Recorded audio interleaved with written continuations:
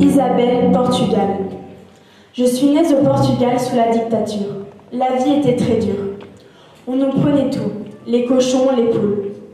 J'avais à peu près 5 ans et demi quand ma mère a décidé de rejoindre mon père, qui travaillait en France depuis quelque temps. On était sans nouvelles de lui depuis 2 mois et ma mère était très inquiète. Il lui a fallu beaucoup de courage avec 8 enfants, dont le dernier avait à peine 15 jours. On avait pris une seule valise avec un peu de linge et de nourriture pour le bébé, pour être le plus discret possible, car le gouvernement surveillait les gares pour empêcher les départs. J'avais 2 robes l'une sur l'autre. Une robe rose avec des volants et des souliers vernis que ma marraine m'avait offerts. Je les ai perdus, j'aurais aimé les garder. Ma mère avait peur de nous perdre, alors on donnait tous un morceau de sa jupe. On devait être comique à regarder, les Dalton qui prenaient le train.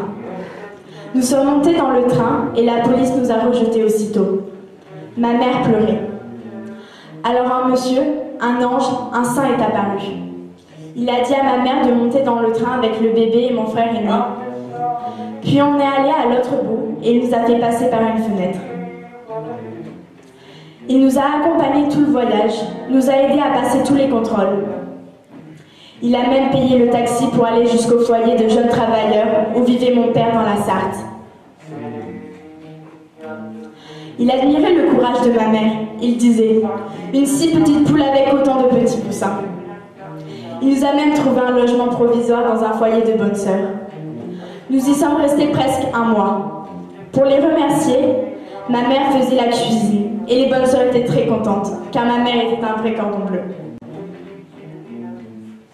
Après, on nous a trouvé un logement. Notre histoire a fait l'objet d'un article dans le Maine Libre, avec une photo et un appel au don. Nous avons été surpris de la générosité des habitants.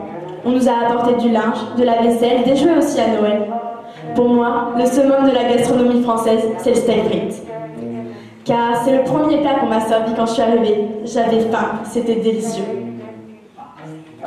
Quand je suis allée à l'école, ça a été un peu dur. Je ne parlais pas du tout français. Certains se moquaient, mais dans l'ensemble, nous avons été bien accueillis. Ma mère était très sévère sur l'attitude que nous devions avoir. Elle nous répétait sans cesse « Nous ne sommes pas chez nous. Vous devez respecter les gens qui nous accueillent. Ce que vous trouvez dehors n'est pas à vous. Vous ne devez pas y toucher. » Elle était intraitable là-dessus. Un jour, je suis revenue à la maison avec une poupée qu'un enfant avait oubliée dans le bac à sable. Elle m'a collé une bonne volée et m'a obligée à la rapporter là où je l'avais trouvée. Plus tard, nous avons quitté la Sarthe pour venir au Flé, où je me suis mariée. Depuis 1992, j'habite à Sainte-Foy. Tout n'est pas parfait. Il me semble que les gens sont moins solidaires qu'avant. Mais je suis d'ici, ma fille et mes 5 petits-enfants aussi. Finalement, mon petit Sainte-Foy, je l'aime.